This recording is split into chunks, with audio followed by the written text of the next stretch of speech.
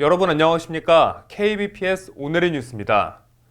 백마산 계곡을 잇는 진입도로공사와 인근의 아파트 공사가 진행되면서 재해 피해나 환경평가를 제대로 하지 않아 생태계 파괴가 심각한 것으로 드러났습니다.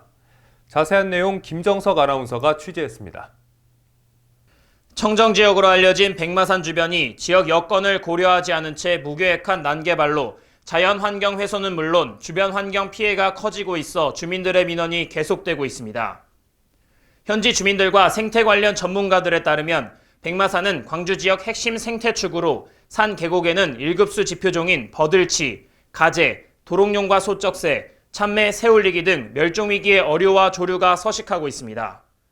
맑은 물이 흐르는 산 계곡 언저리에는 둘레가 50cm 이상인 참나무 숲과 서어나무 군락이 어울려 조류와 어류들이 서식하기에 적합한 조건을 갖추고 있는 지역입니다. 그러나 이번 공사로 주변 생태계 파괴가 우려되자 이 아파트 단지 주민들은 비롯 학계와 토목 전문가들까지 나서 난개발을 반대하고 나섰습니다. 현지 주민 300여 세대와 일반 시민 100여 명은 지난 3월 광주시에 계곡 복개에 대한 철회 민원을 제기한 후 다시 5월 26일 토목 전문가들의 의견을 첨부해 정식으로 반대 의견에 대한 민원을 제기했습니다. 주민들은 새로 개설되는 도로로 인해 2,600만 수도권의 시민들의 팔당 상수도 수원 최상류인 계곡의 오염이 우려되고 어린이 물놀이 시설도 코로나 전염병 등을 감안하면 현실적으로 적합한 시설인지 생각해 보아야 할 문제라고 지적했습니다.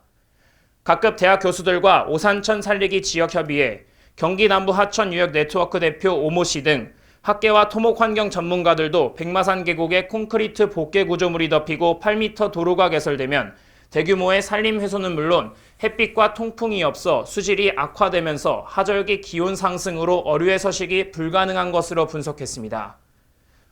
이들은 또 8m 도로 개설로 계곡과 인접한 맨 꼭대기에는 회차장 설치가 불가피해 대규모 산림 훼손과 급경사 절개지가 형성되면서 상류에서 복개천으로 흐르는 물과 계곡수까지 합세해 생태계 파괴가 불가피해 복개 구조를 철거해 원상 회복해야 한다는 의견을 제시했습니다.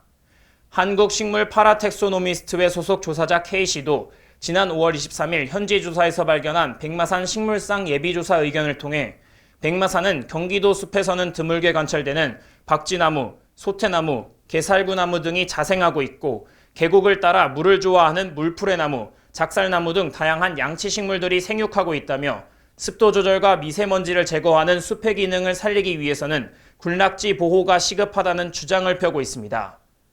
그동안 백마산 계곡 진입로 문제와 관련 지난해 6월 주식회사 H건설이 주민설명회를 가진 데 이어 한 달 뒤 7월 23일 광주시장이 시장과의 대화를 위해 아파트 단지를 방문, 주민들이 원치 않고 환경을 훼손하는 사업은 하지 않는다고 약속한 적이 있지만 지난 3월 24일 계곡에 시멘트를 붓고 복개 공사를 시작하면서 주민들의 집단 민원이 제기됐습니다. 지금까지 KBPS 김정석입니다.